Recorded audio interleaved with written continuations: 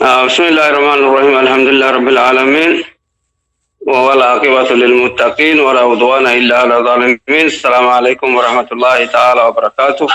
marka hore anagoo ku hadlaya magaca xisbiga sinaanta ammaanka iyo midnimo ololeynta haddii loo soo gaabiyaan la yidhaahdo samo aad iyo aad ayaan uga xunnahay dhibkii ka dhacay beledweyne oo ah qaraxii lagu hoobtay aad baan uga xunnahay haddaan nahay xisbiga samo waxaan sidoo kale aan leenahay ilaahay ka baryeena insha allah baryadeena ilaahayna ha aqbalo ayaan ilaahay ka baryeena intii ku dhimitay inuu ilaahay naxariista janna ku deeqo intii dhaawacantana insha allahu tacaala ilaahay inuu u boogdhayo ayaan ka baryeena ahladii iyo soomaali weyn meel kastoo ay joogaanna samir yeemaan gaar ahaan reer beledweyne musiibadan ku dhacday guud ahaan ummadda soomaaliyeedna samir yeemaan ayaan leenahay inna lilaahi wa inna ilayhi raajicuun waa gudoomiyaha xisbiga samo ugaas aweys sheekh xuseen honeero horta hay-adaha amniga keligood maahe ummadda soomaaliyeed dhan ayaa laga rabaa arrimahan inay ka foojignaadaan tallaabona ay ka qaadaan magaca xisbiga samo aad baan uga xunnahay sidaan hore u sheegnay arrintan qaraxan iyo burburkan iyo nabadgelyo xumadan shalay ma bilaabanin sanooyin badan ayay socotaa dhowr iyo 30 sano ayay socotaa marka waxaan isleenahay sidaan aqli ma aha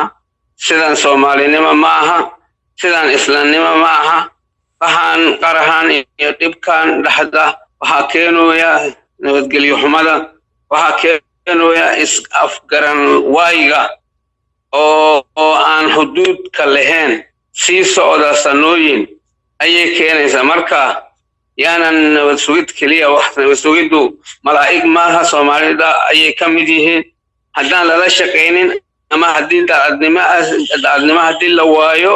waxa waaye nabad sugid keligood wax ma tari karaan waxna ma samayn karaan haddeen soomaali weyn la shaqaynaynin oo annaga dhammaantayn aan u diyaargaroowin in dalkan nabad ka dhalino oo annagoo kaashanayno annagoo baryootamayno rabbigeena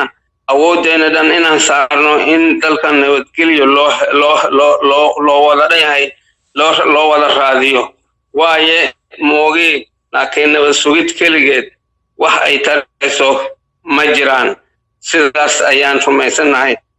arrintu maxay tahay marka ummadda soomaaliyeed inay arrintan sii socoto oo isjiijiidkaan faa'iidaha lahayn jiilka jiil soconaysa 30 iyo dhowr sano cayaar ma aha waa baaba dalka ayay ka mid tahay bal fikirka wax raadinta oo aan xuduuda lahayn in la iska daayo baan ku helaynaa nabadgelyo taam ah oo joogto ah ayaan ku heli karnaa maaha kuma xirnaa nabad sugid keligeed shaqadooda waxaan ku baaqaynaa haddaanu nahay xisbiga sinaanta ammaanka iyo midnimo ololeynta in loo istaago badbaadinta ummadda soomaaliyeed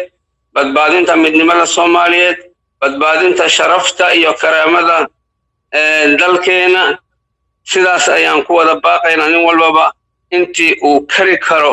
intii uu heli karo intii awooddiisa ah inuu ku deeqo si loo helo midnimo soomaaliyeed oo waarta qarannimo soomaaliyeed oo waara ayaan leenahay aan ku baaqayni haddaanu nahay samo